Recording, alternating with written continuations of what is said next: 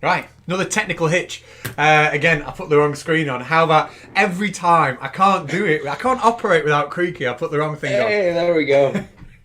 We're on screen. Can you see us on screen? I think we're there. Right. We're there. Hopefully I've muted the watch page as well. So if you can hear us in the chat, please just tell us you can hear us. So yeah, there we go. Right. I put a community post out earlier on this week, and it's already been populated with about 20 questions, but it's up there for you to come and ask questions for the man that I have got sat next to me over here. And I'm really looking forward to this conversation. I've been chatting with him offline for about half an hour. He is an absolute gentleman. He's a really nice guy to speak to. I am fascinated by the story he's got to tell, and I'm really looking forward to listening to it. So in a second, I'll pass you over to him and he can introduce himself. We'll get into the conversation. If you've got questions to ask, do put them in the community tab over there. Obviously, as usual, anything that's super chat will be asked first, but it's not a prerequisite to ask a question. Put them in the community poll if you want to. But for now, I will just introduce, or let the man himself introduce himself. So it's over to you. Alrighty, so my real name is Ed Schofield, but I go by the grumpy old dude, the one and only provable God. And I'm just putting your YouTube channel link in the description now, and I'll keep spamming that because you've got your own channel. This all started because you sent an email, to come on the show. There was a debate you wanted to have. So before we get into like the chronological stuff, just talk about the debate you wanted to have, and I think that kind of sets scenes up nicely. Yeah, the debate I wanted to have was with a Reverend James Mack, who is a reverend for the creativity religion. I am a former member of World Church of the Creator when it was run by Matthew Hale back in the 1990s and early 2000s. And I left that religion because, well, it's based on nothing but nonsense in my honest beliefs. And I am looking to debate anyone from that religion. And I will be respectful. Like, I get it. You have your beliefs, and I understand why you have those beliefs. But I want to debate those beliefs so I can hopefully prove to some people that they are false. And that world, I've forgotten the name of it. The World Order Church, World Church of the Creator. That's it. The World Church, great. Now the Creativity Movement is a white supremacist organization, isn't it? Yes, they are. But I reached out and we got no reply. So I thought, well, I should bring you on anyway and have a conversation with you because I think your story is great. And the position you're in now and the good you're doing, which we'll get to later on, I think is really commendable. But let's begin, I suppose, chronologically. Tell us about, how you got into the movie, or even before that. Tell us about your younger days. I was 19 years old at the time, 1991. I was a semi-pro MMA fighter, and wow. I had just won a fight in Atlantic City, New Jersey, and I was going to the after party to celebrate because this had given me a chance to maybe sign a contract and get into a bigger fight league. I unfortunately got into a physical altercation with a gentleman, and he pulled the knife on me, and I defended myself, and unfortunately this man lost his life. I was sentenced to 30 years in prison for involuntary homicide. I spent 12 and a half years in prison total, and I did eventually have that conviction overturned on self-defense. But while I was in prison, I became a neo-Nazi skinhead, as well as a member of World Church of the Creator. Did you have, sorry to interrupt, I am sorry to interrupt, did you have any of those beliefs before you went into prison? Like, was No. anything festering in that? Okay, so it was prison that put... No. Yeah. My family is, I have aunts who have married black men and Spanish men, and I have, I'm not even sure how many cousins I have that are interracial or biracial, however you want to put it, whatever your terminology is. And one of my biological father's best friends was a black man that he had served in the military with. So I wasn't raised around any of that. Hold on, I gotta let my cat out. Go on, get out of here.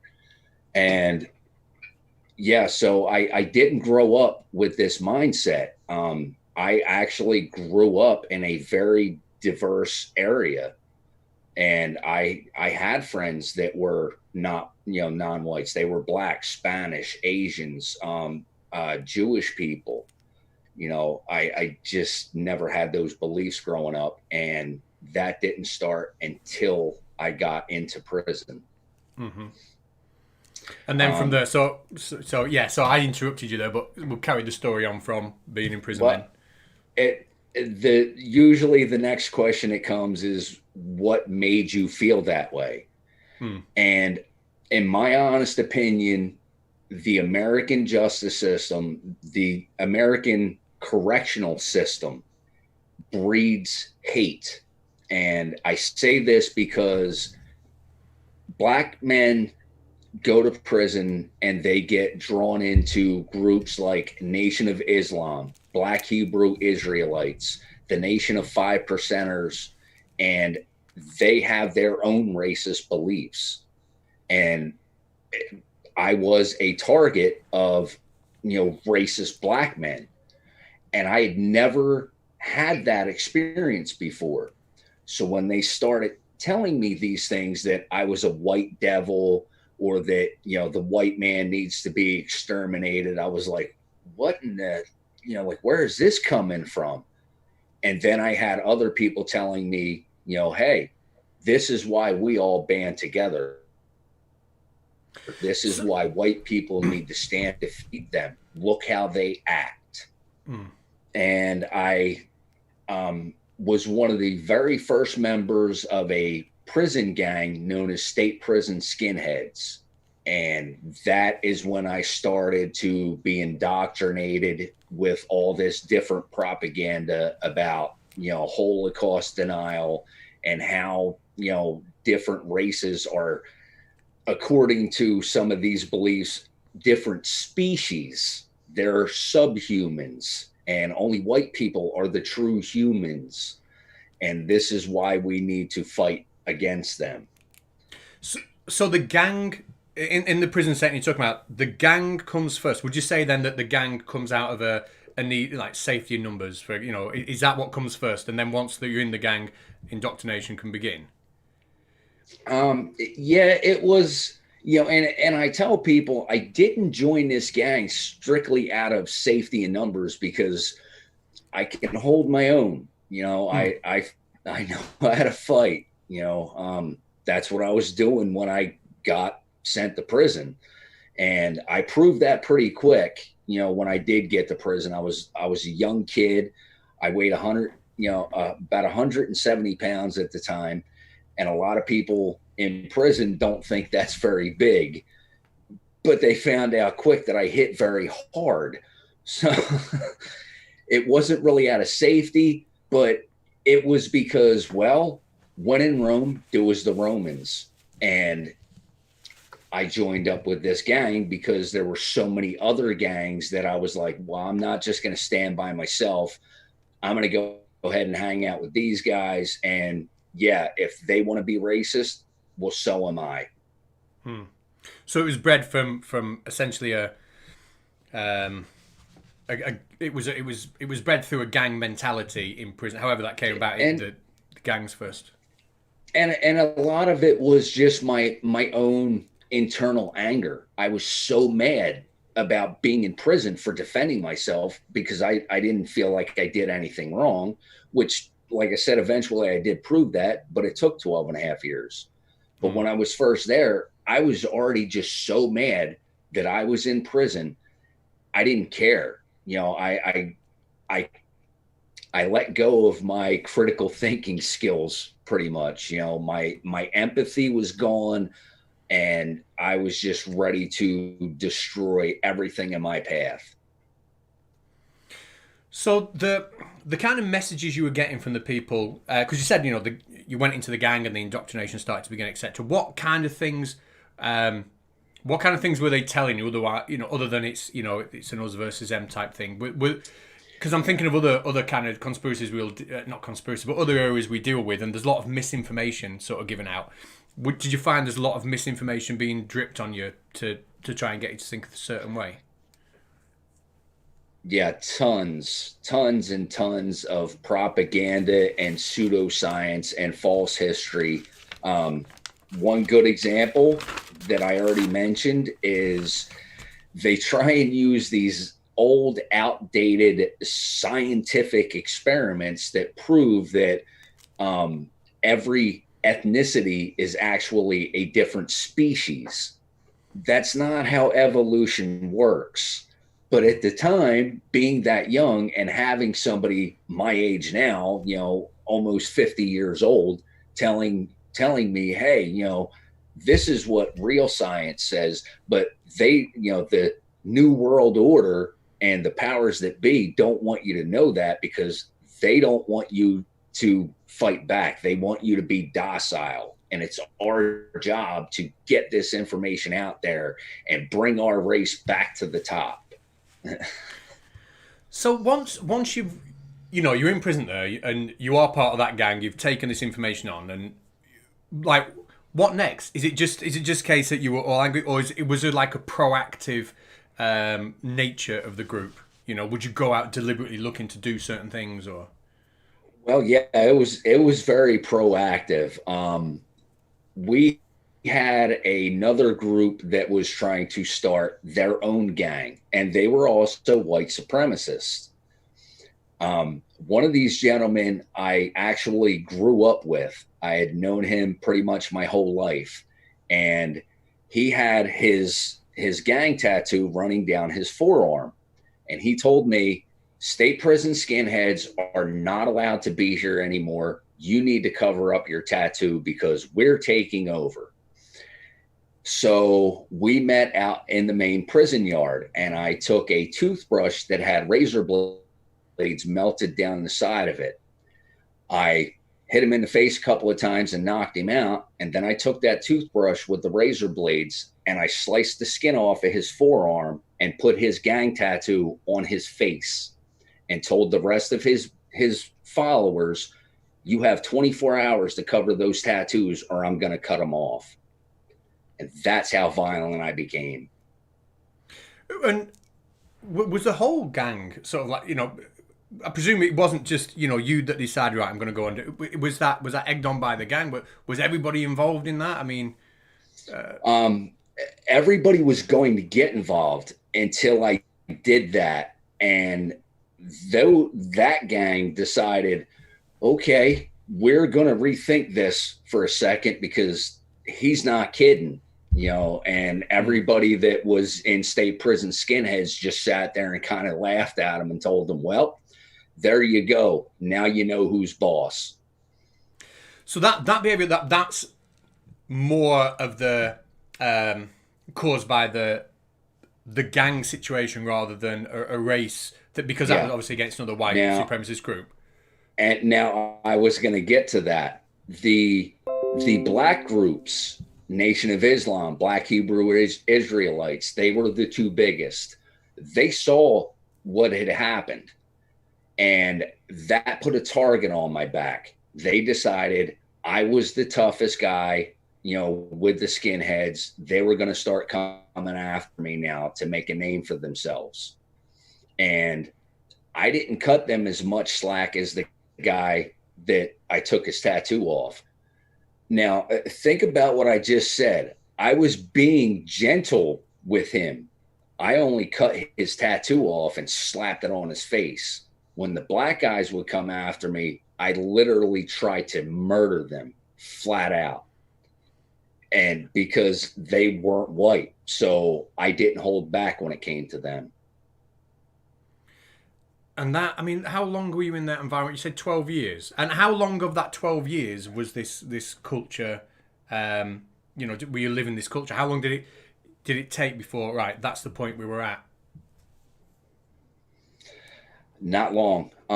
About a year after I actually got to prison is when I joined up with state prison skinheads. So, well, I should say, the way it works here, 1991, I was arrested and I went to a county jail, and I spent almost 11 months in the county jail before I was sentenced and convicted of this crime. A couple of months later, about 13 months after my arrest, is when I went to state prison, and maybe 2 months after, I went to state prison, towards the end of 1992 is when I joined up with state prison skinheads. And I know you said sort of nothing, no questions are sort of off limits. But do tell me, if any are. So you've just described a bit of a massive transformation there. So you're a young, promising, semi-professional fighter. You end up in prison. You suddenly have this mental changing your mental out, changing your worldview. That I suppose when your family are coming to visit and they see that, how are they reacting to that? Because you're obviously a different person there than who you were when you went in. Yeah. I hid the whole white supremacy thing for a while.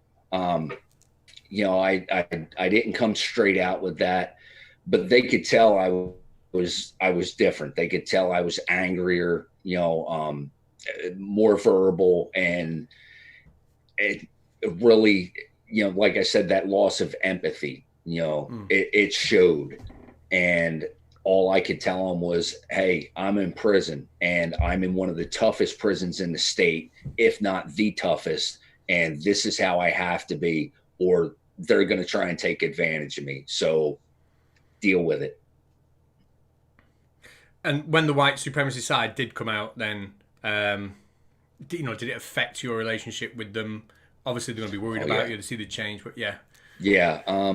A lot of my family, stopped writing me, stopped coming to see me, stopped talking to me altogether. They couldn't understand why I would do that. It was tough. I'm just noticing in the chat, there are a lot of questions coming. And I'm trying to find a good time to go to the community page and have a look at them. But do post them on the community page, because I will, I'll miss them. If they're all on the community poll where I put them, I'll find them all. But I'll probably skip some if they're here. But we will find a time. And when you get sick of my stupid questions, if you want to go, you just let me know if you think you want to go and answer some now, because I know you've had a chance to look at some of them beforehand as well. So, I mean, do we talk about now what happens when you come out of prison, or is there still more in terms of the development of the story? Yeah, 1996, I was approached by a couple of members of World Church of the Creator. At the time, in prison, Matthew Hale. Yeah, in prison. Yeah. I was incarcerated from 1991, August of 1991 till March of 2004. So in 1996 is when I met my first members of World Church of the Creator. And at the time, I was already an atheist. I had made that decision before I even got to prison. These two people heard me talking about being an atheist, and they knew I was a skinhead at the time. So they approached me about their religion, which is creativity, which was founded by a man named Ben Klassen in 1973. They are an anomaly in the atheist community. They are an atheistic religion, but their religion, their race is their religion. Yeah, now I got because I've obviously looked. I'm not going to put the website up, and advertise them. I have got it here to put up, but I won't. But when I was reading about them, yeah, I got that they are a religion, and they had a court battle, and that they had to change the name, didn't they? And from the and I've forgotten it already. Again, the world. What was Yeah, it World called? Church Creator, the Alliance. That's it. They had to stop using that name in legal battle, which is when they become the creativity movement. And it did kind of dawn on me, it's a religion, but a religion like none other. Obviously, they don't believe in a supreme Yeah. being, etc. And it. Well, can you explain the religious side? You've said it's a race. I mean, it's probably far better coming from you. What are the religious beliefs? They do have their own religious diet that they refer to as salubrious living. It's mostly raw fruits, vegetables, nuts, and grains. They have their own religious, ceremonies, like marriage ceremonies, burial ceremonies, things like that. They have their own forms of religious meetings, where they come together and they discuss, where the church is going and what they need to do to help better their race. They believe that their race is their religion because one of their key foundational points is what is good for the white race is the highest virtue. What is bad for the white race is the ultimate sin. Nobody else matters. They don't view humanity as a whole, As separate races. So is there a difference between having, white race as your religion and wanting what's best for the white race, and actively disliking other races? Is it a case of, that they just wanted, they were indifferent to other races, or is it a case of no, other races proactively dislike? Yeah, definitely proactively dislike. They push very hard that if you have any business dealings, all of your business dealings should be with whites only, or as much as you possibly can. Do not have any business dealings with anyone outside of your race. And that's one of their religious beliefs. And does it keep itself in check? Like if I was to compare it to the mafia, you've got people that you're responsible to, you're answered to, you're accountable for your actions, etc. At least from what I've seen from films on TV. Is it like a similar thing? Is it an organization where, you answer to somebody above you, or a religion where you answer to people and you're held in check? Yes. The person running the church at the time that I was a member was Matthew Hale. His title was Pontifex Maximus, which is Latin for high priest. And then you have different ranks underneath of him. They, formed their own Senate. It's kind of formed like ancient Rome. They have their own Senate who can veto the pontifex, or they can agree with him, and vice versa. They can come up with things for the church, and the Pontifex Maximus can say, no, I don't agree with that. We need to revamp it, whatever. And traditionally, within this organization, if there are enough members, the leader of the church is supposed to be elected by the Senate and higher ranking members every 10 years. They're supposed to get a new leader. So I'm trying to get an idea for the scale of this thing, because obviously this church, it's not just a church in one town, is it? It's a national thing. No. So geographically, you live, I mean, I'm not asking you to tell us where you live, but wherever you lived, how far would you be from the next member of this church? Oh, about 30 miles. Really? In a place as big as America? Wow. That's not far at all, is it? No. That's not far at all. And would you have enough of a group to have local meetups and things like that? Oh, would yeah. there be enough of you? Yeah, so how many would be at them? It depends on how big the group is in that area. The most prominent groups right now, as far as I know, are in Oregon, and there's another very big one in South Carolina, I believe. So you've explained the church's beliefs and how they want you to conduct yourselves, etc. If we turn to perhaps maybe like the more sinister side of it, would there be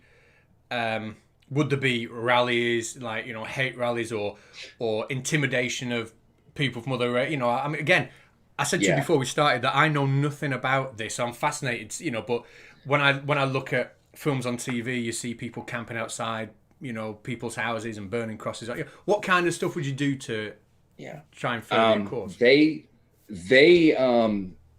if anybody remembers this, there was a big riot and gathering in Charlottesville, North Carolina, a few years ago, 2016, I think that was. And they had a big contingent of members that were there at that incident. They've had a couple of members that are, either deceased or in federal prison for going on shooting sprees. There was a man I think it was November 2017. He was arrested by the ATF and FBI for trying to manufacture ricin. So they are domestic terrorists. They can be very violent, and they will, do very atrocious things or try and come up with, horrifying weapons to create mass destruction. So the shootings and when ricin, that's not there to just intimidate, is that there with bad intentions, Those are intentional. One of the slogans that they use is an acronym. It's RHOA, which stands for Racial Holy War, and they are actively pushing for that. And with everything going on in the United States right now, they are taking advantage of this, and they are actively not only recruiting, but some of these people are out in the streets trying to stir up violence and make this become a thing of reality. And is that directed? Would that, if you remember the creativity movement or the church as it was before, that kind of behaviour, is that something that you would just decide and take upon yourself, or is the organisation and the hierarchy of it that tight that you will be instructed to behave like that? Well, and here's the thing: they will not admit it on all their websites and everything else. They claim we do not advocate for violence, but at the same time, they're telling their members, RHOA, we need RHOA. Well, that's actively telling your members to go out and commit war, racial holy war. So, and, they can deny it all they want. And sometimes it is an individual thing. Some of these members decide, I'm going to do this, and the church is going to love me for it. And it might even help me move up in the church.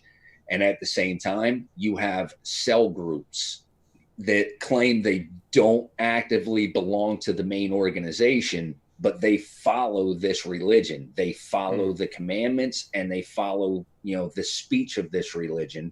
And if somebody says something and they are a higher ranking member, they'll go out and commit acts of violence based on that.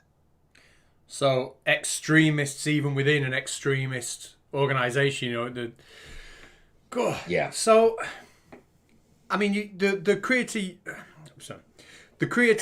movement as it is now, I can't get my words out there. The creativity movement as it is now, is it still the same place as it was when you?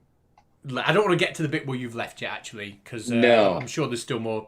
Is there more to tell about your time in that movement? I'm sure there's a lot more, but I think I've. Well, towards the end of my prison sentence, around 2003, I had a man in prison give me a book on evolution, and he gave me some reading material about genetics. I didn't know anything about that at the time. I'm the kind of person that I did good in school. I'm not stupid by any means. I did good when I was in grade school, high school, and everything. But I was always more physical, which is why I wanted to become a fighter. So I didn't learn about science a whole lot or history or anything like that until I was in prison. And this man showed me some stuff on evolution and genetics.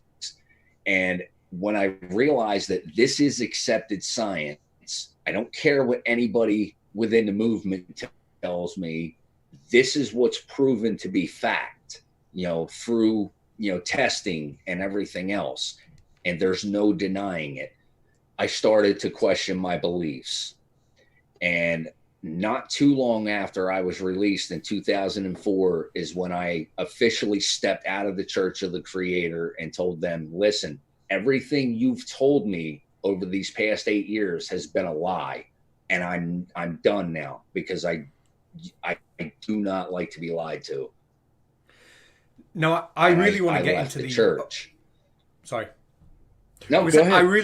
I really want to get into the aftermath of what happened when you left the church, but can we just, because that to me, I'm really interested in how people treated you and what happened after. But if we just wind back just a touch, when you were saying that obviously you were gaining an education in genetics and biology, and I assume from that you mean that you realised that races aren't different species, for example, and you see the big picture. But how did that address sort of your view on, like, how much of the white supremacist in you was based on the fact that we are separate races, and how much was based on different cultures, which obviously would still are a thing? Did it take a while to get rid of those ideas?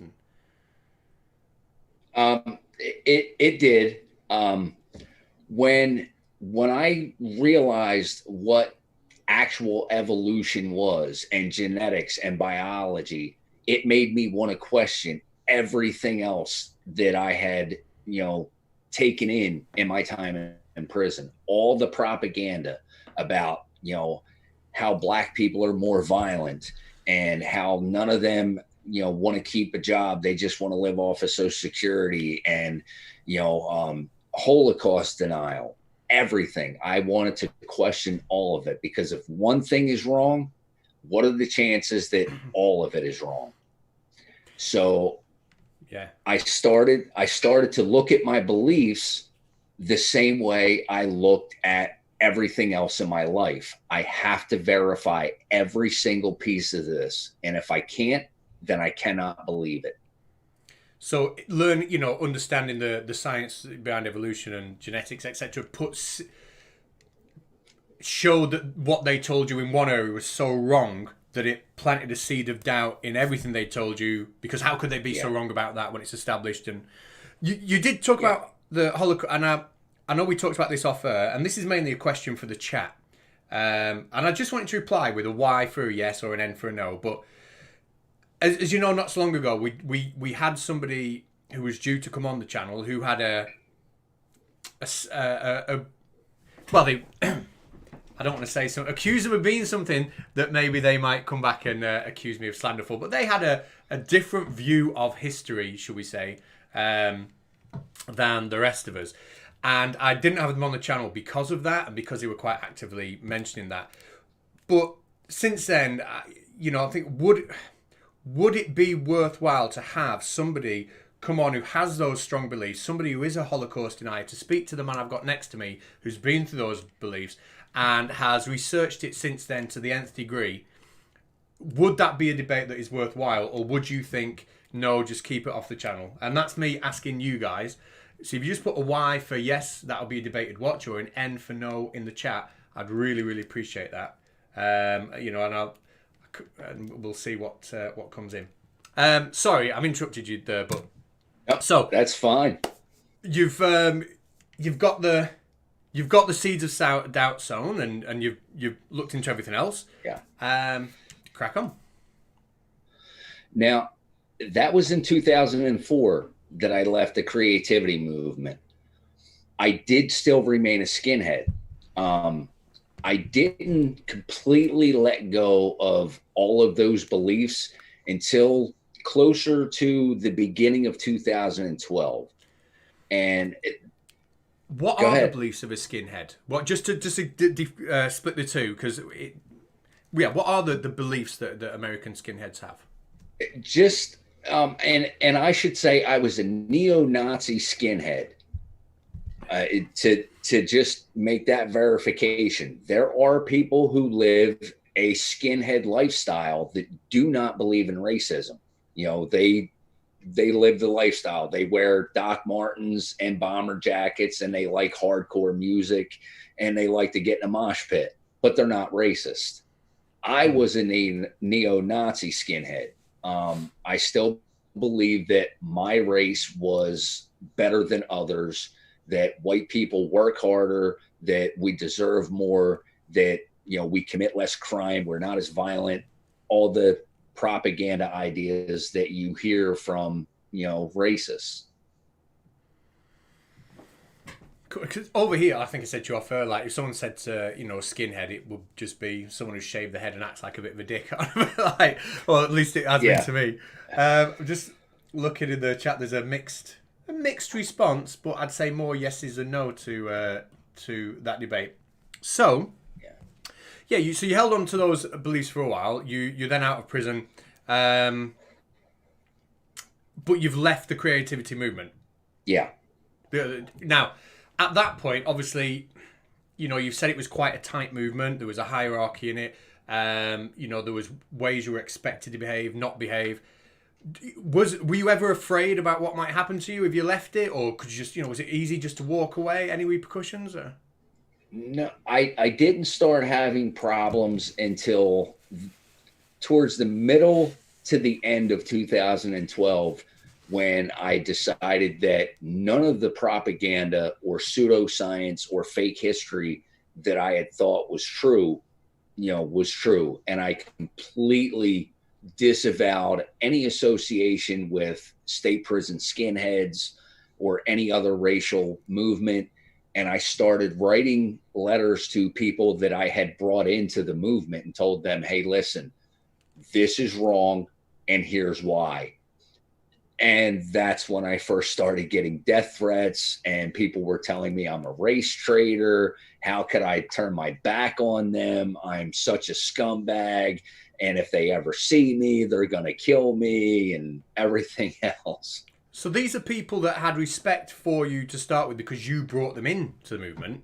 Yeah. And then when you know, the same person saying, oh, you know, I was wrong, it's just a brick wall, you know. So, I mean, how much of the sort of indoctrination, if you like, do you think that you provided them, and compared to how much once they were in the church they got? A lot. You know, and I wish I could get them to understand how wrong I was, you know, and it bothers me that I essentially helped ruin someone, you know, and I do everything I can to try and get those people to follow me out. And I can just keep trying. That's all I can do. And you know, we'll definitely get to the stuff you're doing now, so because I think that's really important. And you know, but I think at the end of the day, you know, you're in a position where somebody's brought you in, and you have educated yourself, you've syndication, and you've, you know, a switch has gone in your head, and you've come out. Yeah. Those people have got to take some responsibility for themselves as well. They're being given that information. Absolutely. They have to take that responsibility for themselves. You know. Yeah. And nobody can be controlled, you know, 100%, can they? They have to realise. And I think, you know, I often deal with silly, trivial stuff like you know, not nothing like this. But even then, I say, you know, for these people that are really that far down the rabbit hole, they need good people in their own lives around them. Which kind of brings me to the next question. That I know you educated yourself out of it. Did your family play a crucial role in helping you come out of it, or was it, you know, what was it all you? Did they support you through that in any way? One of the biggest people that helped me get out was my dad's best friend when he was in the military. We actually started working together, And I told him one day while we were at work that I had become a skinhead when I was in prison. And he just kind of looked at me, kind of shocked. And he was like, why? And I told him, I honestly don't know. I can't answer that honestly, and it took me a while to figure out why. Like, I had to actually sit down and get back into my own head and put all these little pieces together of why I did this. And once I realized that I did this for no other reason than I was pissed off at the world, that was it. I had to walk away from it. And I thank him to this day for just having that conversation, that dialogue. And what about, when you're in the church and you had sort of like negative dealings with people of other colour, etc. Have you sort of found a way to get back in contact with them, or ever wanted to, or anything like that? Yeah, no. I don't even think I know any of their real names in order to try and get in touch with them. But if any of them ever happen to watch any of these interviews or my shows and everything, reach out. Hey, we can sit down, we can have a chat, whatever. I would honestly like to give my sincere apologies for anybody that I've ever hurt. Speaking of which, I've just again put your link in the description, so please click on it and go over and give us a subscribe, because I think it's a very, very worthwhile channel to follow. And I think we'll find out what you're up to in a minute, but it'd be good to follow that story. Now, we have like loads of questions on the chat, so let me just see how many we've got now. I'm going to refresh the page. I think if we're going to go through almost all of them, that could take us quite some time. So is there anything you want to say before we move on to what you're doing now? Is there anything that you think, I really want to mention this, this happened, or this? Is there anything you want to say before we move on to your current situation? Yeah, I do want to answer one of the questions that was in your community board there about Daryl Davis. Daryl Davis is an amazing man, and we are actively working together as part of a support team for a group known as Beyond Barriers. You can find them at beyondbarriers.usa.org. It is a group founded by Jeff Scoop, who is a former commander of National Socialist Movement. And our aim and our goal is to help de-radicalize people and fight against extremist ideas. And you mentioned Daryl Davis. Off air, you told me who he was, and I think his story is quite interesting. So, the two of you working together, is brilliant. But who is he? Who was he?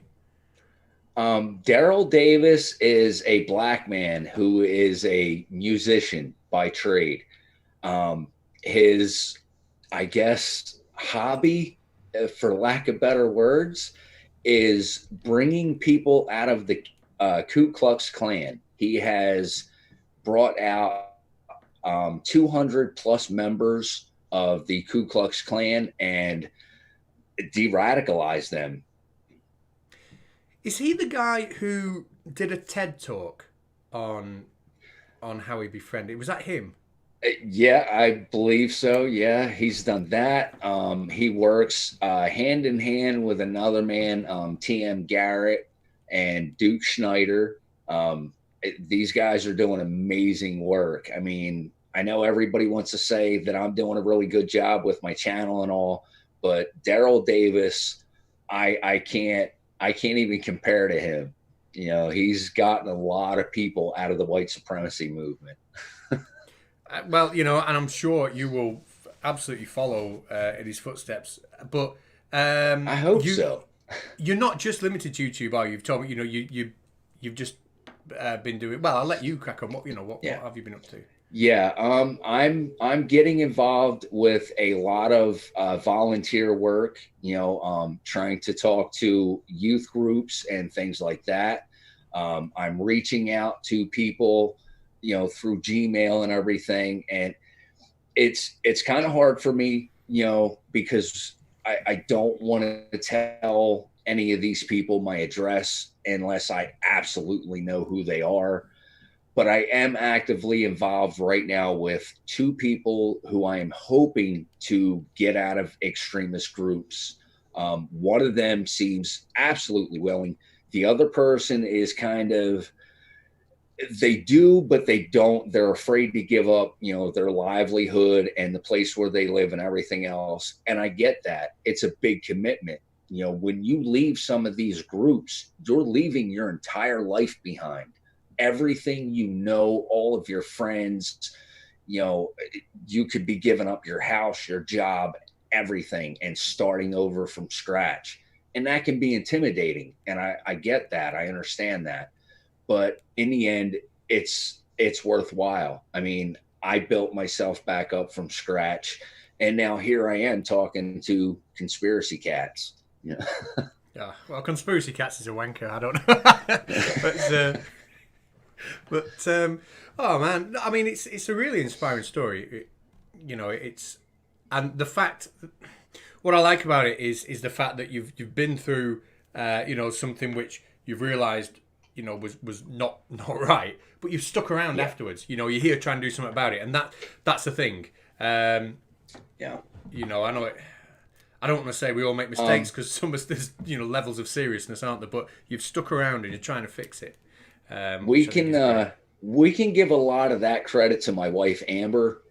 It was her idea for me to start a YouTube channel because, well, I would watch people like yourself and Simon Dan, and I would start spewing out answers before you guys even did. And she was like, you should start your own channel. So I did. And then I realized, well, I'm not a scientist like these guys. I need to figure out what I know and what I'm good at. And I settled on debunking racism and hate groups because, well, that's something I did for 20 years. I can fight that. And at first I didn't think anybody would listen. I didn't think anybody would actually tune in for it. And now it's like everybody's like, man, your story's great. You got to keep doing this. And I just want to thank everybody for giving me the courage to keep going. Well, it is a good story, and like it's far more worthwhile than any of the drivel I put out. It's I really, really want to see it growing, and I'll continue to push your channel out as much as I can because I really, really do want to see that grow. We have got thank you ton of questions. And I think, is now a good time to go to them? Sure, yeah. Right. I know we did hard. We've dealt with one. I'm just going to put them as... There may be some that you've already addressed, so we'll see. I'm going to go oldest first. We'll go to the bottom. We've got a long time to get through these, so hopefully your question will be answered. Your question, this is by They Told Me to Do It One. Was it peer pressure or values you were taught by family members that, and I know you've kind of addressed this, but peer pressure or members values that turned you into white supremacist? Why did you feel, this is a good question actually, why did you feel the white race to be superior? Propaganda. Simple as that. A lot of lies, a lot of propaganda. When you think there are different species instead of actual human beings, you get this idea like, oh, okay, so we're actually the only real humans. They're not even actually humans. They can be hybrids.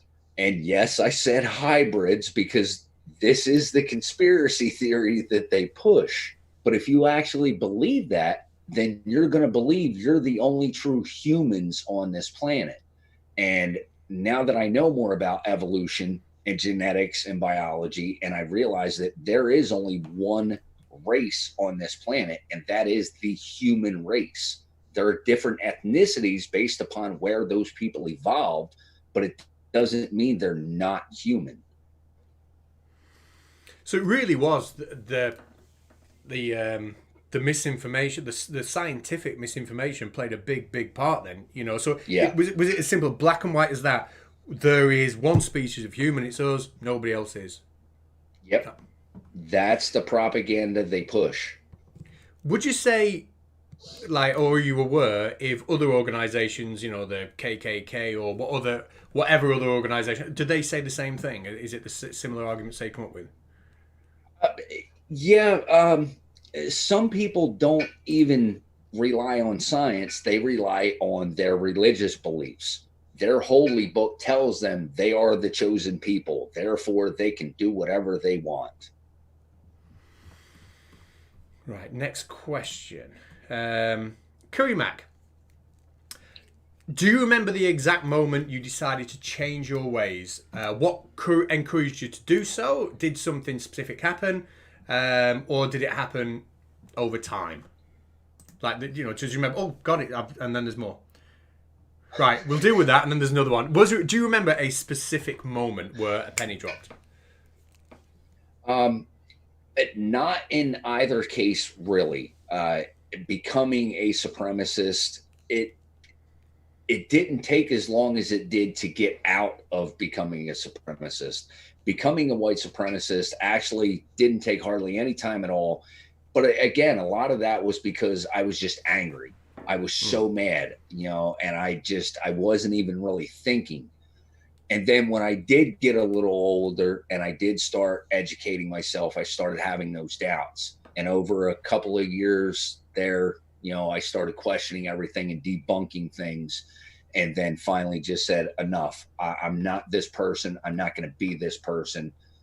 I'm going to be better. And I'm going to make something of myself again. Next part of Curry's question. Did you know that your views were harmful for a while before you became outspoken against them? Did you know they were harmful? Yeah. And again, I think a lot of that was I didn't care because I was just so angry. I wanted to cause harm to other people because misery loves company, and then, when I realized, like, man, what am I doing with my life? Like, this is not okay, and now I'm on this journey, and it's been amazing, and I'm so glad that I have actually helped some people and gotten this knowledge out there to people that don't know about these horrendous groups and their beliefs. It's I think more people if more people knew just how bad they were, we might be able to come together and actually get some change going on. See, I mean, I'll be honest, I'm obviously very naive because I didn't realize that these things were still really there in numbers. I just didn't realize it was Yeah. still a big thing. Um, but, obviously I am naive. I Um, have in the United States, we have the Southern Poverty Law Center's hate map. There are almost 1,500 different groups on that map for hate groups. And slowly but surely, I'm trying to work my way through that map and debunk each and every one of them based on their propaganda beliefs. so I've It's got a going to lot of take a work, while. a lot of work ahead of you. Somebody called Remember Old Fashioned Trousers, I love that name, has said, I've heard of a former white supremacist who is now actively involved in education to try and prevent others going down the same path. I know you've touched on this, explained it, but is this something you're involved in? And if so, Yeah. what have you found to be an effective way to connect with people? Dialogue, just simply speaking to them. A lot of people that I've been coming into contact with aren't necessarily white supremacists or involved in any kind of organization, but they do have racist beliefs that they've been raised around, and they will ask me questions. Well, why shouldn't I consider them the N word? And I will answer that question and explain to them where that word comes from. Or somebody telling me, why can't I fly a Confederate flag? And I will explain to them that if you want to be a true American, that's nothing you want to fly because they were the enemy of the United States. Think of the history. So all you got to do is think just a little bit and it'll take you a long way. Absolutely. Um, we've hearted this one. This is a question I know you pointed out before was a good one. From CMDRMELDOC59. I'm not sure how you pronounce that. What manipulative tactics do other white supremacists use to hook you into the idea that white supremacy? Yeah. So what manipulative tactics? One of the most famous ones they use, it's not hate to love your own race. It's not hate to love your own kind. You're right. It isn't. You can feel love for your own kind. That's great. But if you're completely against everything and everybody who's not your race, that's hate. And that is not a healthy way to be. We need to have diversity. Without diversity, you're going to fade into extinction. You're going to go the way of the dinosaurs. Maybe not the same way that they disappeared off of this earth, but if you only have one group that keeps mingling with one group, eventually there's going to be one thing that eliminates that group. Bit of bottleneck, genetic bottlenecking. Neil Sullivan. No, but I think you're right though. That if you get one, if you do have one group that becomes so introspective, is that the word? Introspective. It isn't healthy at all, is it? And no. In a world like today where we can communicate and do business with people on the other side of the world like that, or mentally it can't be very healthy because you are cutting yourself off from a whole world that's out there. And yes, you're right. Anyway, plenty of questions. Neil Sullivan, what has changed for the better is what I would like to ask. So is life less stressful? And is watching Premier League football and athletics a nightmare? So we'll start with that. Is life less stressful now? Or more stressful because you've got a mission? A little bit of both. It's less stressful because I'm not actively, looking for a fight, a physical fight. It's a little more stressful sometimes because, well, I'm not the most tech savvy person in the world, so I struggle a little bit with some of my videos and live streams.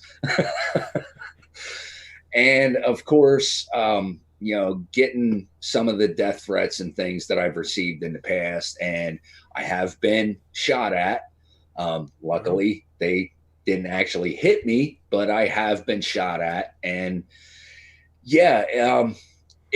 it gets pretty hairy sometimes if I'm out in public and I notice somebody who I can verify is a skinhead or involved in some kind of group based on the tattoos that they're showing. And I get really nervous and I kind of try and go down a different aisle in the supermarket or just wait until they leave, because I don't know if they know who I am and they might want to get into an altercation. So sometimes it's a little stressful. How, I was going to ask that, how well known are you within that community now? Are you, would most people know who you are because you've left and you're outspoken about it? Once I started doing YouTube, and my name started getting out there, and I've been on some bigger channels like yours already, and I put the tags in my videos, for creativity movement and, whatever other group I'm covering, Christian identity, Patriot Front, whatever. So when these people go onto YouTube and they look up, hate groups in order to get their echo chamber message, they see my videos and they're like, oh, who's this guy? Let me watch this video. And they find out that I'm debunking these beliefs. Now, all of a sudden, a lot more people know my face and know what I'm trying to do. And they've been getting in touch with, other people in the movement saying, hey, have you ever heard of this guy? Look at this race traitor here.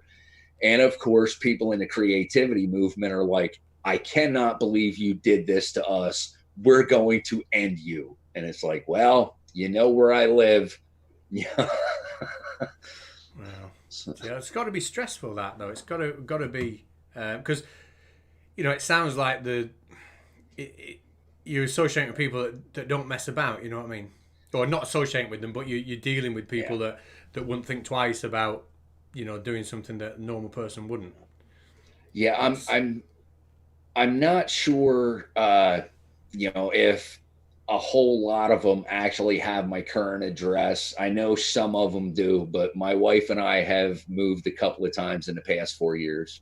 So it's, sometimes it's stressful. Yeah, can you imagine? Chris Lane, next question. Says, what is one firmly held belief you had that you now find absolutely abhorrent?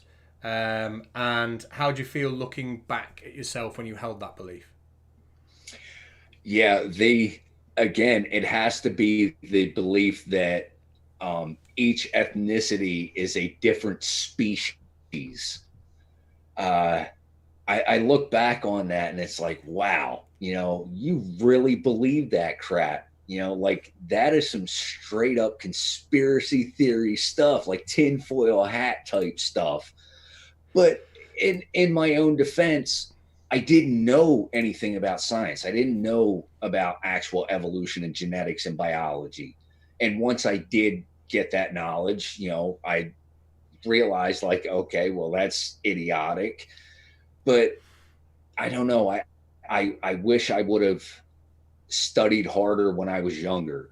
And that's something I want to push for here in the US, that we need a lot better education in our schools. When they were pushing that on you, the whole false story and evolution, etc., did they make any attempt to dress it up with scientific papers or references, or did they just say we're separate? Oh yeah, they use outdated papers and scientific experiments from anywhere from the 1800s up through World War II. And when you ask them, well, how come I've never seen anything like this before, it's, well, the Jewish conspiracy, the Jewish world order, or as it's referred to in most supremacist groups, the Jewish occupational government, hides this information because they don't want white people to know the truth, which of course is a lie. And of course, I suppose with any of these conspiracies, that like when you ask, okay, who exactly are these people? Then point them out to me. You get nothing back. Yeah, just look around you. It's obvious. Now, since we're on this topic, we'll lighten the mood just a tiny little bit. Give me a second here. We'll switch hats since we're talking about conspiracies. Hey, love it. Yeah, let's get that on. And you know what? I think I should put my hat on. But also, this is the most unprofessional thing. And I've done it. This is now going to be the second week on the trot because while I've been sat here, I've finished 2 litres of orange juice and I'm going to wee myself if I don't go to the toilet. And I don't know why I've done that 2 weeks on the trot. I thought I could carry on. I'm going to put the standby card on. I'll be back in 1 minute. Okay. So if people want a toilet break, and I'm really sorry, but we've got so many questions left, I'm not going to make it to the end. All right? I'm an idiot. What can I say? I'll put the standby on. I'll be back in a second.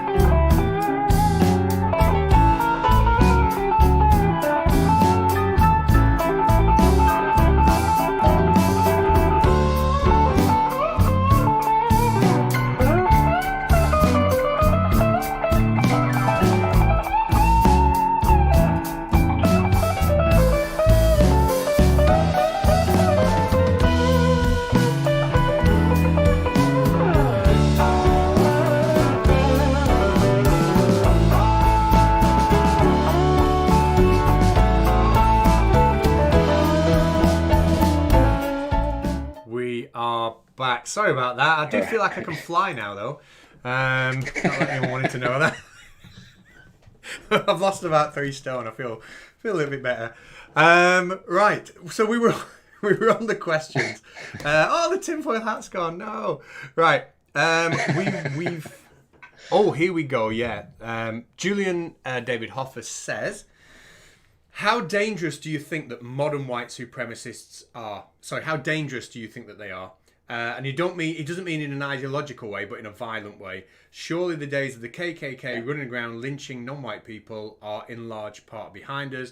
But are there any extremists in the groups who do want to act out in a violent manner? There was a young man. When was that? I believe it was in May of this year. There was a young man in New York who was lynched. So no, those days aren't over. Some of these groups are extremist groups. They are terrorist groups. And I'm not even going to make a distinction about domestic terrorists. They are simply terrorist groups. They have members that have been caught making, large explosive devices, trying to manufacture ricin and other biological warfare agents. They have groups that actively go out looking for victims, and they can be very, very dangerous. Now, it's not every group out there. There are some that are just, plain uneducated, racist people who, either just want to live separately from everyone else or hold these outdated Southern, U.S. beliefs. But there are groups out there that will commit very, very violent acts.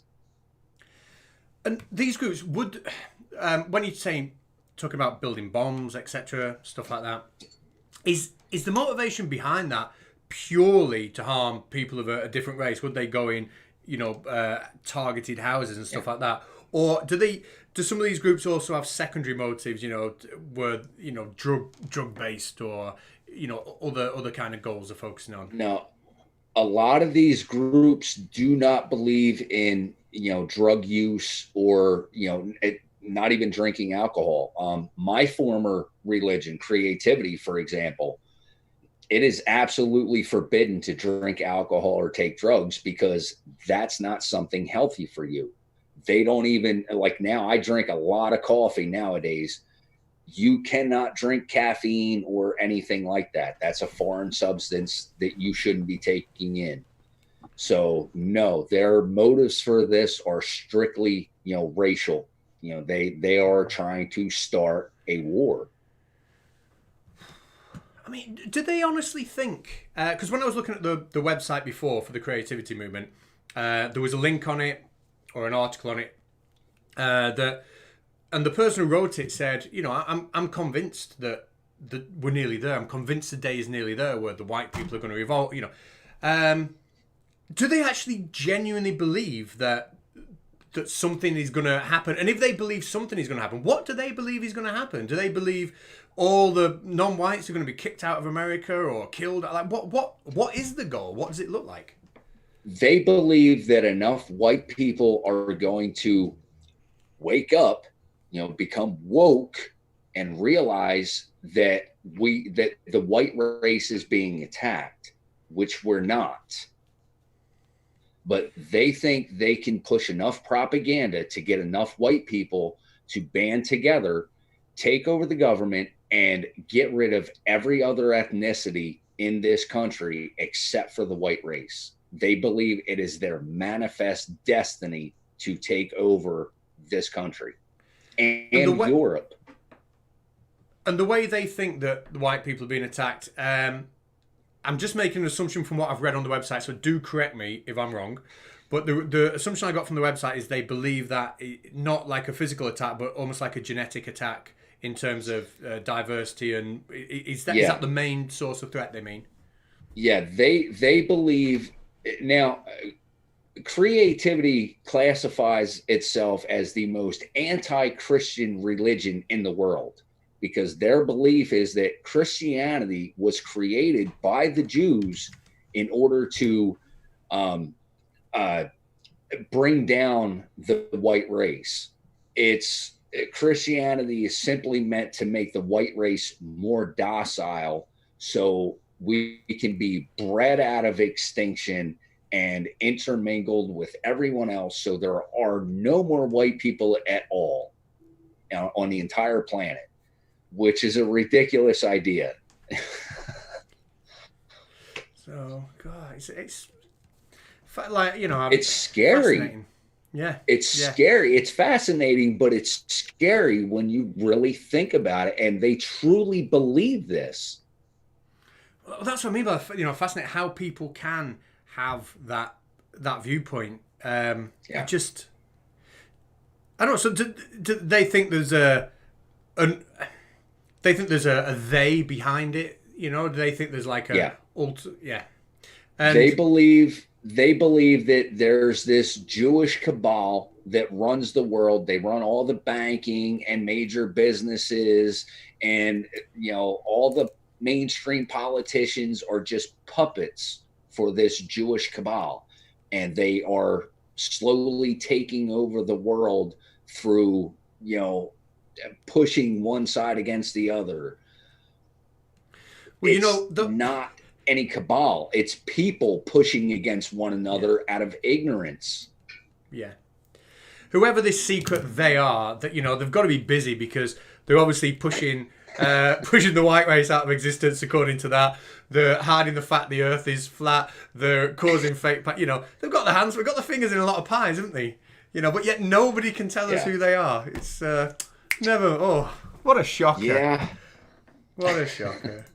Right, another question. I think we've dealt with, we're up to Julian David Hoffer's next question, but we've dealt with that. That was a Daryl Davis one. In terms of questions, Jeff Wilk, is there anything... That's a good question. Is there anything that you are missing from the group? And does the loss, i.e. friendship, bonding time, sense of purpose, does that ever draw you to the point of fear that you could be dragged back in? Oh, no. When I first got out of it, it was scary. You know, like I said, I completely walked away from everything. You know, I started my entire life over basically, and it's intimidating. You know, I didn't actually have to give up as much as a lot of other people coming out of, you know, white supremacy or extremist groups. You know, I did have a lot of support, which is, you know, why I joined up with, you know, groups like Beyond Barriers, you know, to be that support person for anybody else trying to get out, because I know how hard it can be. And if I didn't have my family and, you know, my friend Junior that served in the military with my dad and a lot of other people, I'm not sure how easy it would have been for me. So, but I don't miss anything from it. You know, I do regret giving up some of the friends I had, because they were truly friends. You know, I looked at a lot of these people as if they were, you know, family. Two of those gentlemen that I was involved with when I joined the prison gang were guys that I had grown up with literally from the cradle. And because of things that they did within white supremacy, they are both now deceased. They lost their lives because of this movement. And I wish I could have changed that. I wish I could have done something more. And that does bother me, but that's another reason why I could never go back to this movement. Yeah, that's that sounds horrific. One thing you did say in there that I thought was amazing was supporting people coming out, because I suppose it's one thing educating people to let them know they're wrong, but to also add that support group, because I'm assuming, you know, that a lot of these people will have alienated family and friends because of the way they're behaving, because of the beliefs, and what, you know, when they come out, they might not have anybody left. You know, would you? Yeah. Would that be fair? Yeah. I think that's Oh, fantastic, yeah, though. definitely. Especially if they grew up in one of these groups. Creativity is a religion, and there are families in this religion. These people have children, and they raise them in this belief. If these children decide one day, hey, I don't believe this anymore, I need to get away from this, then yeah, they're going to give up their entire life, their family, their friends, where they live, their jobs, everything. They're going to have to leave it all behind. And that's a scary thought, you know. So there's households with newborn babies, and they're being Yeah. raised with this. Like, how does that link with, then these kids going to school? I assume if they're going to school and they've got these beliefs that are so strong, they'll be, constantly arguing and falling out. How does that manifest itself for the kids? Honestly, I don't really know. I left the church not too long after I got out of prison, so I didn't associate with any of those people that were raising their kids in that belief. I'm not sure how that really affects them in school. I've never talked to any of them. I keep trying to find out if there are any other former members of the creativity movement, so I can ask them things like that, and see if they have any ideas for me to help get people out or anything like that. As far as I know, I'm the only person that I know of that not only left the creativity movement, but left extremism altogether.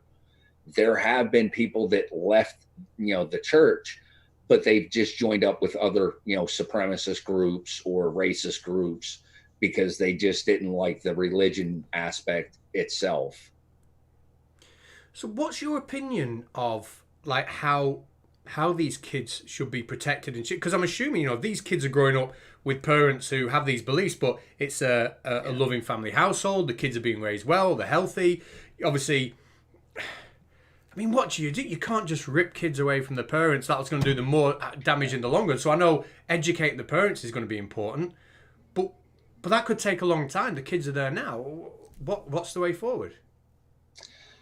I don't know, because here in the United States, it's a recognized religion, and legally there's no justification to take these kids out of that household, like you said.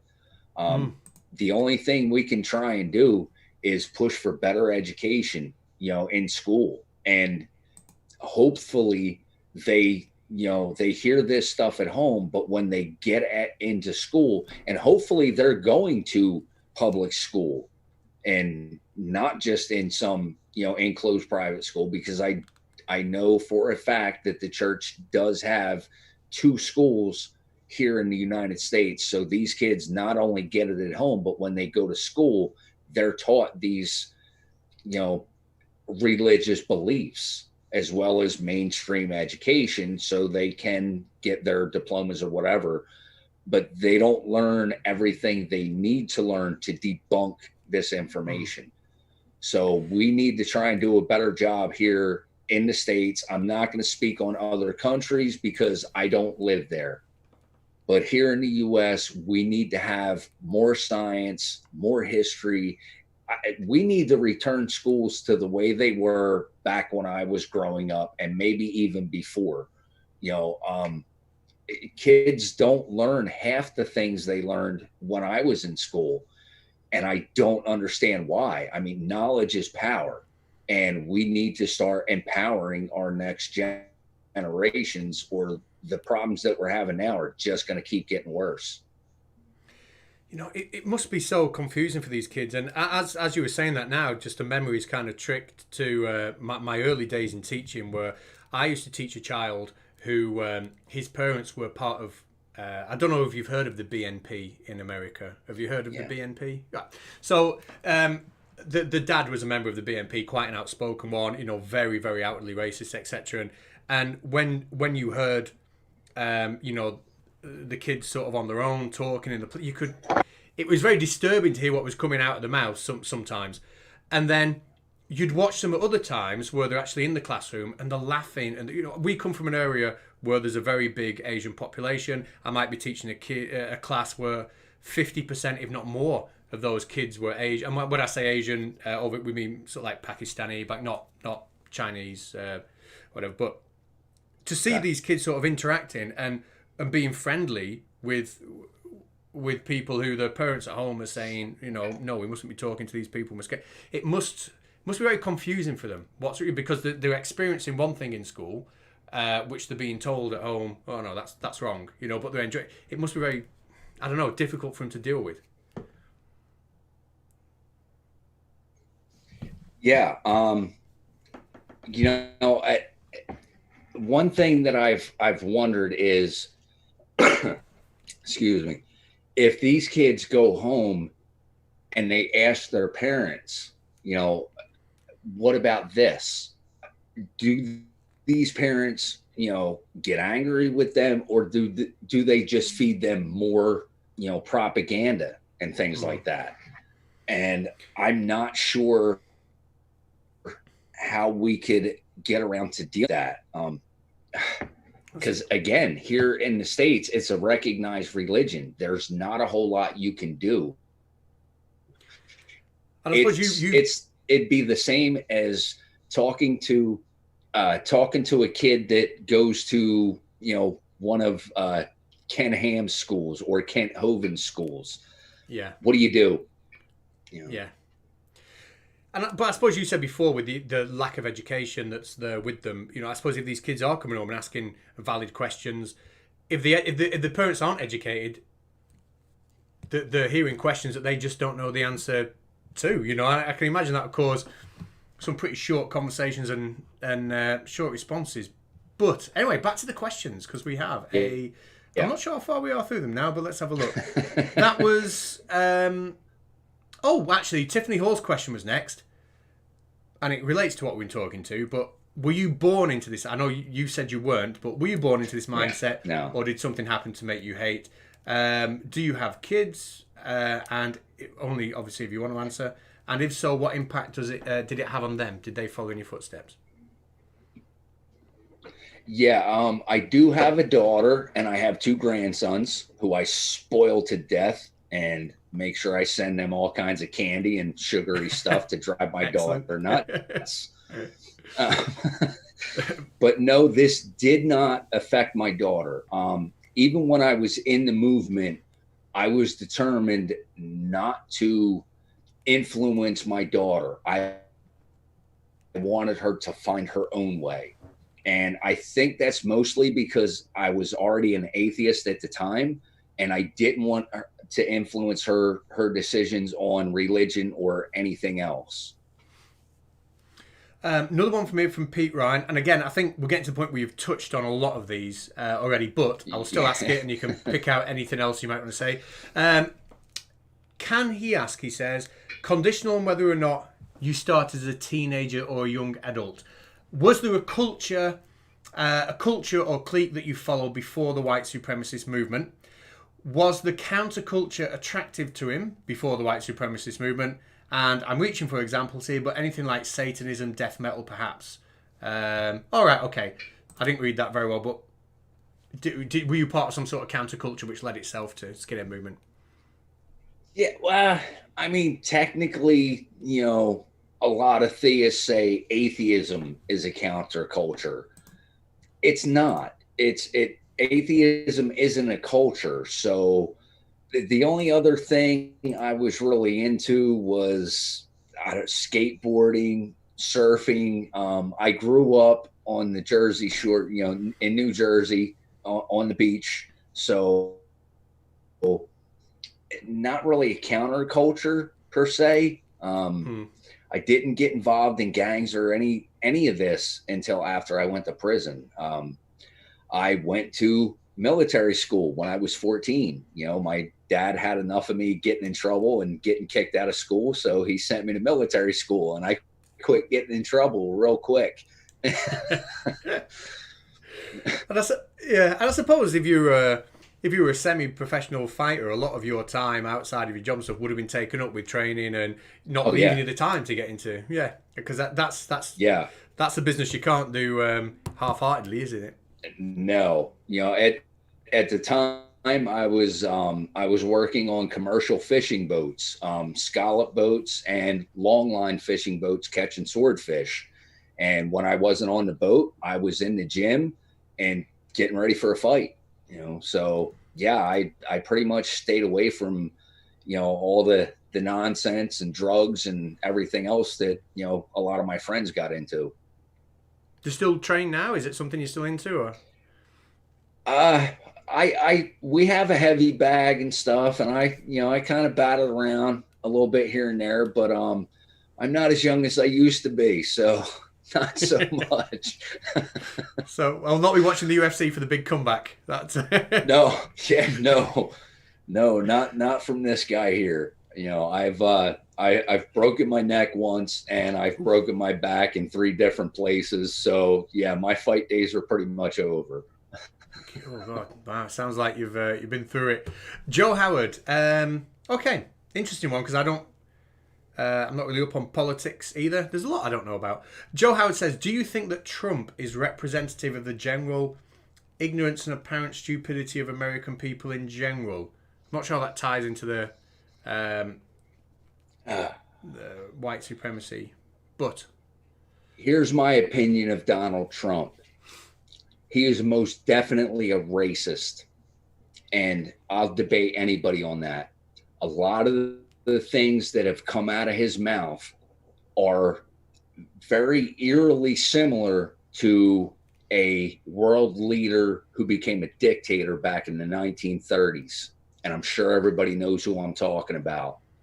And one of his most recent statements saying that if you vote for Democrats, your suburbs are going to be overrun with housing projects and immigrants and lawlessness is absolutely ignorant and racist. I don't care how he wants to debate me on that. That was the most ignorant thing I've ever heard come out of a president's mouth. And he just literally drove a stake in the middle of this country and widened the divide so far.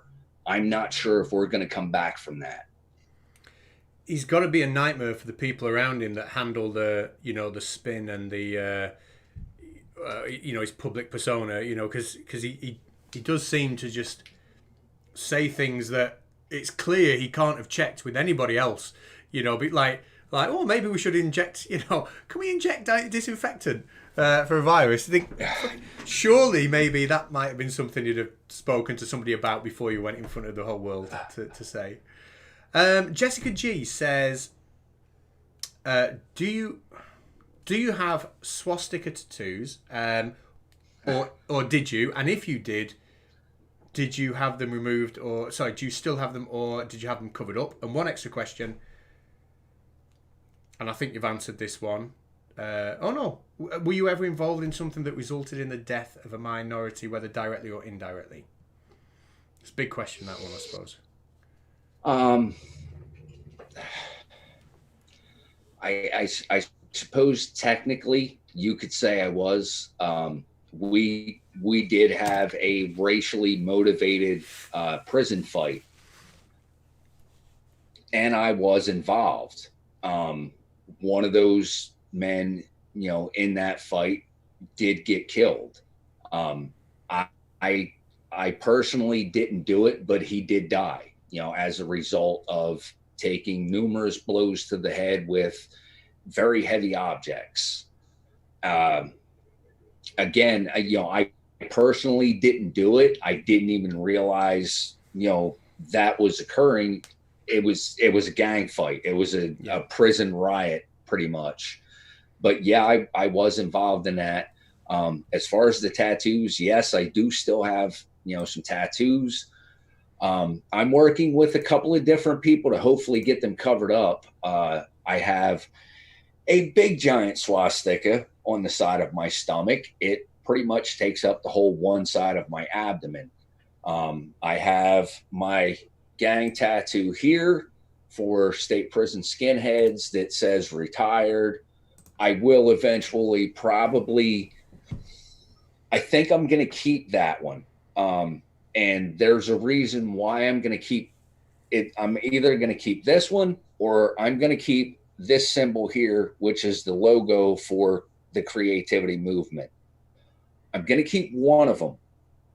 And the reason I'm going to do that is because when I'm trying to get somebody out of these movements, I want to be able to show them something to verify that I did do this and I know what I'm talking about.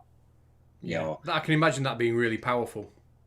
Yeah. And I debate with it. Like, do I really need that? Or can I just tell them my name and they can go look me up through somebody in the movement?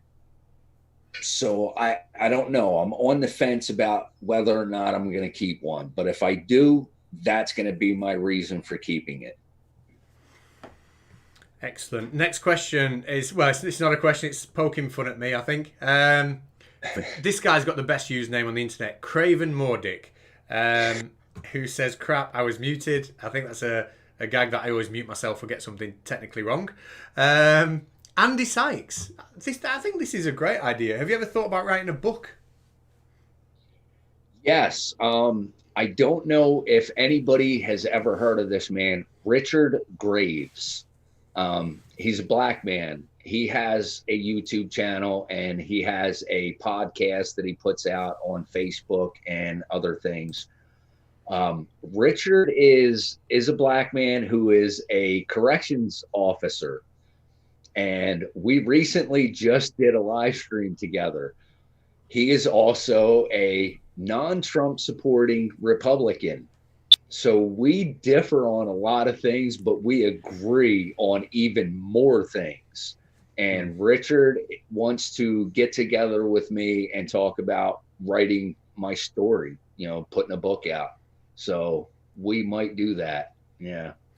I think that would be, if that ever comes out, I will gladly advertise that for free for you. That will be a fantastic read, I'm sure. It's just fascinating just to talk to you, but to read it with all the extra detail will be amazing. David Emery posts at the start of the stream, I've got us the wrong way around. Normally I should be on the left. So he says that Ex White Supremacist looks just like Conspiracy Cats. But because I've got us in the wrong position on the screen. I don't know how Creaky does it. Creaky manages to get it the other way around. So again, I don't know what I'm doing. Well, we've exhausted all those questions there. It's taken us quite a while to get through them, but we've got through the lot. So what I'm going to say is, if you've got another question, we'll give it maybe 5 more minutes. But if you've got any questions for Old Grumpy Dude, first of all, here is the link to his channel in the description. So please click on it and give him in the chat. Sorry, give him a follow. If you tag me in now, I'm watching the live chat. I'm not going back to the community poll. I'm watching the live chat. So I'll come back in a second. Is there anything that, because I know you've done a few interviews, is there anything that I should have asked that out of my ignorance, naivety, that I've not asked? Is there anything that maybe I've missed the boat on? Yeah, I don't think so. We pretty much covered, everything. Yeah. And the questions were absolutely awesome questions. They were great. Yeah, I can't really think of anything, but just, to remind you, I'm not the old grumpy dude. I'm the grumpy old dude. Oh, God, sorry. The grumpy old dude. Yeah, the grumpy old dude. Grumpy old dude. Yeah, not the old grumpy. Definitely not. Be like me. Believe in the God. The grumpy old dude. I feel such an idiot for getting that wrong. I think it just rolls off the tongue. Just rolls off the tongue a little bit better for me with my my accent, old grumpy. But definitely the grumpy old dude. Accent? What accent? You have an accent? I know. It depends where you come from. Some people think I do, but we'll see. Did Creaky buy you an accent? Not one like his. His is special. Oh, Pete Bramble, thank you very, very much for that. He doesn't want to ask a question, but he just wants to thank you for a great stream. And listening to you has been fascinating, and I knew it would be. I knew that we were going to get one hell of a ride, and you know, if they could turn that into a film, a book, or something, I would absolutely watch it. I would love 100% to get you back on. I would love to find somebody who, you know, would like to have a debate. You know how we do debates on this channel. You know, we know we'll make sure whoever comes in civil, but I would love to find someone that will take you up on, you know, debating about Trump and racism, or even better, if we can get the guy that you were after originally from that movement. So I'm not going to give up on that. And if you ever find anyone that wants to take you up, just, you know, more than welcome to do it here. More than welcome. I did think of something we should cover. Okay, go on. Before we started the stream, we were, you know, in the back talking, and you asked me about American History X. Yeah. Here's my take on this movie. Now, while a lot of that is true, that white supremacists will act very violent and they will curb stomp someone. That is actually a thing. You know, they will put your face on the curb and they will stomp on the back of your head. The part with him being in prison where he is assaulted by other white supremacists, that doesn't happen. That's a no-no, because if you engage in, you know, any kind of homosexuality, you're not going to be a white supremacist anymore. You know, because I assume that doesn't propagate the white race. Exactly. Even if you're doing it to dominate somebody, no, that's not going to happen. So what about conflict within, you know, for example, the creativity movement? Is it okay then for conflict to become violent, or is it no? You know, conflict or disagreement must be sorted out in a specific way. It depends. Conflict within the church, there's been numerous times where, you know, two of the higher ups, you know, have gone against one another, and one group will go this way, the other group will go that way, and they'll all still claim the same religion. You know, so there's, you know, and that's why there's so many different little subgroups amongst the creativity movement, because they've split apart over, you know, ideas on where the church needs to go, how violently they need to act, and things like that, you know. And you have white supremacist groups that fight against each other. Creativity movement, they are an atheist-based religion, so they don't agree with Christian Identity, who is a, you know, white supremacist group based on the Bible. They don't get along with one another. You know, one religion against the other, just like mainstream religions. Yeah. God, and the splits that happen, the arguments that happen. I know you said, you know, they could be based on the ideology of we should be doing this, we should be doing that. Are they ever based on like financial gains? Is there a financial gain for those up top? Oh, most definitely, yeah. Because, you know, creativity movement, one of their big things is buy our materials, you know, pay for books and pamphlets and everything else, and go hand them out to recruit people. So you're paying to give something away for free. And if you think about it, that doesn't make any sense. Like, why wouldn't you try and make your own profit off it? It's their way of paying tithes to the church. You know, they don't ask for tithes. They ask you, buy our materials and go gather more white people to this movement. Right. We did have another question or two. Let's have a look. One from Crafty Keeler, who says, oh, hello, Crafty Keeler, by the way. What advice would you give to people that are dealing with a family member on the brink of extremism? Oh, yeah, this has come up quite a lot lately. One thing that I really want to tell you is just keep talking to them. Keep that dialogue open. Don't try and, you know, push that, well, you're wrong because I say you're wrong. You know, just tell them, hey, listen, you need to think critically on this. And, there are groups out there of people who used to be in this movement. You can send them to Light Upon Light, Beyond Barriers. You can send them to my channel, and, they can contact me through Gmail, and I will give them a ton of other links. You can ask them, before you do this, go talk to someone that isn't white or that, doesn't believe any of this. Just keep that dialogue open and ask them, why do you feel this way? What's pushed you to this limit, and how do we fix it? Brilliant advice. Brilliant. And Cody says, what do you think about the media, movies, TV, etc., glorifying prison gang violence? Yeah. I get it. People want to see, this action packed, oh man, look at how crazy and tough these guys are. I get it. But you just have to remember it's not real. It's not real.